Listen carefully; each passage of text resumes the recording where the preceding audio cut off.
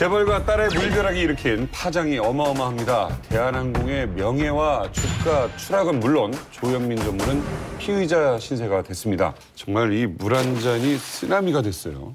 아니, 언니가 정말 구치소에까지 있고 그런 걸 봤는데도 불구하고 이 동생이 이랬다는 거는 얼마나 국민도 우습게 보고 세상을 우습게 봤으면 이런가 싶고요. 그리고 저는 그때 평창 올림픽을 할 때 성화봉송하는데 그 자매가 있는 게 정말 평생 그런 공식성상에 나와서는 안 되는 거예요. 조연아 씨 같은 경우는. 근데 그런 걸 보면서 이 대한민국 사회가 우습게 보였구나 이런 생각이 들어요. 물 한 잔이 이번이 처음이 아니고 그러니까. 아마 많이 있었을 것 같다는 생각이 들어요. 그러나 이제 이번 기회에 터졌을 뿐이고 서비스업은 기본적으로 사람에 대한 존중입니다. 그런데 잘 부하 직원한테 존중하지 않으면서 너 손님들한테 존중해라. 있을 수가 없는 겁니다. 기본적으로 서비스업에 대한 마인드가 잘못된 거예요, 이건. 회사의 직원들, 물론 오너가 해야 되는 역할들이 많겠죠. 그러나 무엇보다 회사를 살리고 키운 것은 회사를 함께 일하는 동료 직원들이잖아요. 네. 이 직원들이 우리 회사를 키우고 결국 우리 가족이 그 큰 역할을 할 수 있는 밑바탕이다라는 그런 기본적인 생각들을 안 하고 있는 거죠. 네. 조연아 씨가 그때 사고를 쳤었잖아요. 땅콩해양으로. 그때 제가 트위터에다 올린 글 중에 하나가 뭐였냐면 가족력으로 보입니다. 근데 나중에 보니까 정말 가족력이더라고요. 그러니까 뭐 조현아 그랬지, 조현민 그랬지, 그다음에 그 동생도 옛날에 뺑소니, 뺑소니 그 사고를 친 적이 있고 그 어머니도 보니까 그 녹음 들어보니까 무섭더라고요, 무서워. 이걸 보면은. 내가 볼 때 그 땅콩 회항 할 때도 우리가 지금 녹음기가 없어졌지 만약에 그때 그걸 녹음을 했다면 아주 비슷하지 않았을까 이런 생각이 들고요. 예. 보면은 애기들이 막 울다가 자기 울음에 자기가 자지러지는 거 있잖아요. 그러니까 자기 분노에 자기가 자지러져가지고 그 신내림의 상태에서 막 흥분하더라고요. 예.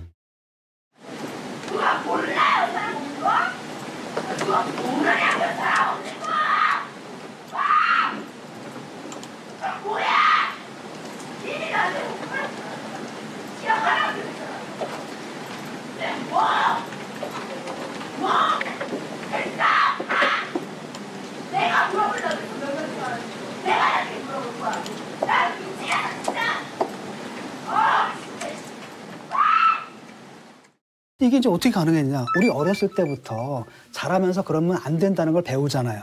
그다음에 사회적으로 남의 시선을 통해서 자기를 객관해서 보고 해서는 안 되는 일들을 구별하면서 이렇게 자랐는데 이게 뭐 어머니부터 그러니까 애들한테 교육이 안 된 거죠. 갑질 패밀리라 불릴 정도로 한진그룹 오너 일가에 수많은 피해자가 등장하는 가운데 그중 한 분을 어렵게 모셨습니다. 사실 다른 방송에 출연하는 걸 많이 꺼리셨고요. 꺼렸던 이유도 한번 오늘 모시고 들어보도록 하겠습니다. 모시겠습니다. 어서 오십시오. 안녕하십니까. 네, 뵙겠습니다. 박수로 인사하시네. 어서 오십시오.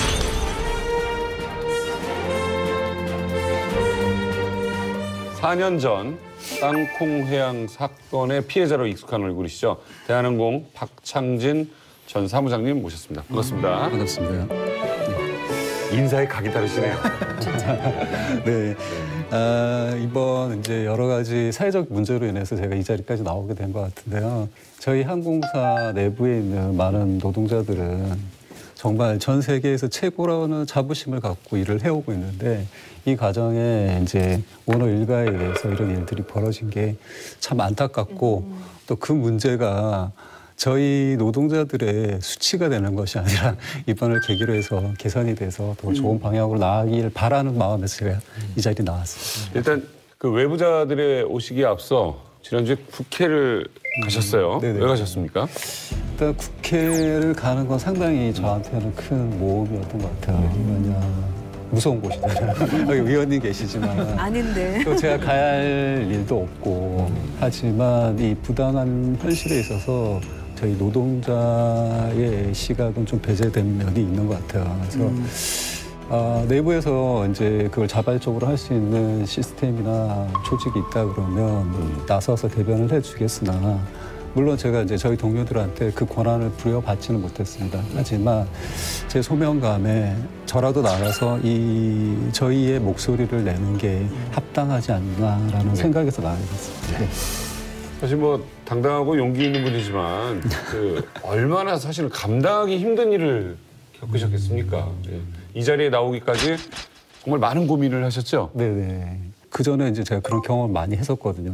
인터뷰를 요청해서 뭐 1시간, 2시간 혹은 하루 종일 했는데 방영이 안 돼. 그래서 왜 이게 안 되느냐. 당신이 나에게 그렇게 요청을 해서 나는 정말 죽을 만큼 힘든 상황에서 이렇게 얘기를 했는데 라고 했을 때 대부분의 이제 얘기는 그 약자를 보호하기보다는 경제적 논리, 더 갑인 관계에 우선권을 두는 게 많았고 제가 그 사건 초기에 여러 불이익이 있어서 변호사를 이제 섭외하기 위해서 많은 로펌을 갔어요. 땡땡 그 검색을 하면 상위 뭐 몇 개들이 나오잖아요. 거의 한 30개 로펌 중에 한 곳도 저를 변호하겠다는 곳이 없었어요. 진짜로요? 네네. 이유는 뭐 지금 제가 짐작하기에는 그런 갑과 갑끼리의 배려가 아닌가. 그래서 이제 그런 측면에서 이 방송도 조금 의심을 했죠. 땅콩 회항 사건 때 그때 이제 그 소개되기를 네. 사무장이라고 소개가 됐거든요. 네. 근데 지금은 어떠신가요? 지금은 일반 승무원으로. 그럼 이제 강등된 강등이 거. 된 거지 않습니까? 예, 그렇죠. 그래서 제가 질문을 드리고 싶었는데 인사상의 불이익을 받은 거라고 저희가 이해가 되잖아요. 네네. 그래서 인사상의 불이익을 받은 것으로 그 대한항공과 조현아 씨를 상대로 소송을 제기하셨죠. 네네. 그런데 이제 회사 측에서 어쨌든 변론으로 네네. 얘기하기는 뭐 인사상의 징계를 준 것이 아니라 네. 그냥 평판대로 한 것이다. 네네. 불이익을 준 사항이 없다. 이렇게 네. 저기 회사 측에서는 네네. 밝혔다고 그래요. 네네. 그것에 대해서는 어떻게 좀 답변해 이제 주시겠어요? 대부분 이제 저 같은 내부 고발자 혹은 이제 내부에서의 이제 반감을 살 수 있는 인물이 됐을 때는 그 조직 내에서 제일 많이 그 사람을 이제 괴롭힘 혹은 그 사람을 이제 내쫓기 위한 수단이 그들이 갖고 있는 시스템을 이용해서 불이익을 주는 거죠. 그러니까 저 같은 경우도 영어를 못한다고 자꾸 대한항공에서 홍보를 하는데 영어는 지금은 뭐예요, 진실이? Ladies and gentlemen. 뭐 근데 지금 대한항공에 있는 이제 사무장급의 이제 영어 점수에서는 거의 뭐 상위 10% 정도에 들을 정도의 뭐 듣기는 거의 제가 만점을 받았었고 스피킹은 150에서 160점을 이제 왔다 갔다 하고 있는데 다툼을 하고 있는 문제는 영어 방송문을 보고 읽는 건데 그렇지. 그렇죠? 네, 많이 들어보셨잖아요. 그래서 뭐 we'll be landing soon 뭐 이렇게 한다 그러면 랜딩의 L이 당신은 뭐 R가 비슷하다. 젠틀맨이냐 젠틀먼이냐. 근데 미국 사람들 뭐 영어 원어민은 머니든 맨이든 그게 중요하지는 않고. 거기도 사투리 있고. 네. 예. 그리고 뭐 인디언 에어를 타보면 인도식 영어를 해요. 그렇죠. 끝내주죠. 그래도 다 이해하고 그거 더 잘한다고 평가를 받거든요. 근데 그 평가권을 갖추고 있는 사람이 이제 회사하고 회사 인물이고 내국인인 여승문이 하는 이 조건 자체가 제 생각에는 당신들의 힘이 작용한 거 아니냐라는 합리적 의심을 해서 이제 소송을 제기했는데 이 소송을 제기하는 과정에서도 지금 이와 같은 이제 조현민 씨와 같은 이런 오너 일가의 독단적인 문제가 발생할 수밖에 없는 구조가 보이는 것이 뭐 일례로 제가 들었던 얘기는 회장님이 얼마나 방송에 민감하신지 아시죠? 이렇게 얘기를 하시는 거죠. 그거는 정말 합리적인 시스템에서 나올 수 있는 말이 아니잖아. 그래서 그런 일맥에서 이제 소송이 제기가 된 건데. 예. VIP를 직접 담당을 하셨다고 했잖아요. 네네. 그러면 이거부터 질문 드릴게요. VIP 전담 팀이 있습니까? 소문이. 네. 제 사건 이후에 이제 편변상 없앴다고 하는데 그게 문제가 됐기 때문에 그런 매뉴얼도 있고 인력 툴을 이용을 해요. 그래서 인력 풀에 한계가 있잖아요. 그러니까 사무장을 할 수 있는 승무원 몇 명, 뭐 퍼스트 클래스 승무원 몇 명 이렇게 이제 돌리다 보니까 어느 날 그분들이 인지를 하게 된 거죠. 그래서 아니 왜 자꾸 얘가 나한테 서비스를 하느냐. 나는 이제 지적도 있을 정도로 그런 사람들 그 하는 이유는 지금처럼 어떤 설명과 합리적인 이유가 없이 징계가 나오고 그걸로 인해서 모든 부서가 그거에 매달려야 되고 그런 에너지 소모가 일어나기 때문에 드라마나 영화 이제 현장을 보면 모여서 대본 리딩을 하고 뭐 어떤 네네. 얘기에 대한 대비를 하시잖아요. 똑같아요. 그래서 자 회장님이 오셨습니다. 뭐 사무장은 이 얘기를 어떻게 하실 것입니까? 뭐 얘기를 했으면은 워딩을 고친다든지 또 어떤 행동 조현미 씨처럼 물을 줬더니 던졌다. 그러면 이거 어떻게 할 것인가까지 이제 연습을 하는 거죠.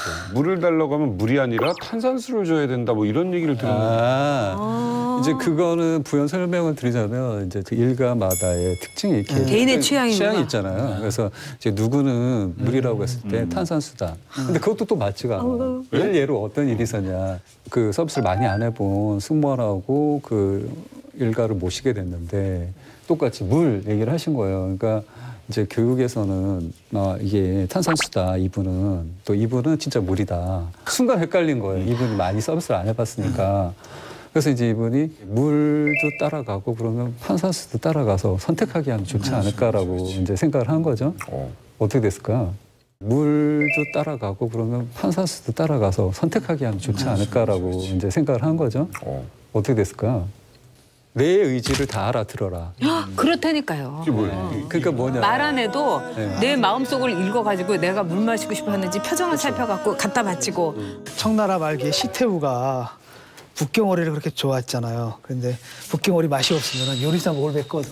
그러니까 거의 뭐 그런 식이니까 그러니까 자의적인 거잖아요. 자의적인 통치니까 그러니까 우리가 근대 사회를 안심하고 살 수 있는 건 이른바 기준이 있고 법치라는 거잖아요. 근데 거기 보면 완전 무법지되고 자기들이 법이고 그들의 기분이 어떻게 될지 아무도 예측 못하는 거 아니에요. 조연아 씨가 그렇게까지 이제 화가 나서 저를 이제 하게 하라고 한 가장 근본적인 이유는 본인에게 말 대답을 했다는 거예요. 그 누구도 안 하는데 저는 이제 그 20대 불쌍한 여승무원을 이제 구해주기 위해서 당신이 잘못 안다는 얘기를 했잖아요. 그게 화가 난 거예요. 본질은. 그 부인과 관련된 얘기는 대충 이 저 자녀들하고 연결되는 얘기가 좀 나와요. 근데 조양호 회장 본인과 관련돼서는 좀 어땠습니까? 그 결론적으로 얘기하자면 그분들은 대부분의 사람을 두 부류로 생각하는 것 같아요. 내가 동등한 수준에서 어울릴 수 있는 사람. 그게 아닌 사람. 근데 그게 극명하게 나타난 거는 권력의 유능력입니다.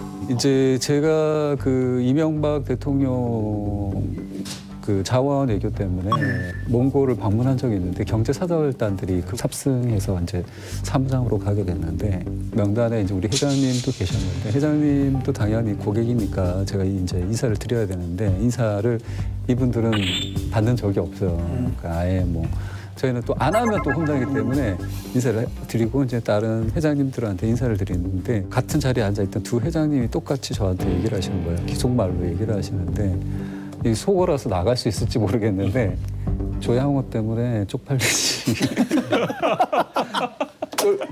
쫄지 마라고 얘기하는 거예요. 그때 이제 뭐 어떤 통쾌감 이런 게 드는 게 아니라 상당히 그렇죠. 수치감이 들었어요.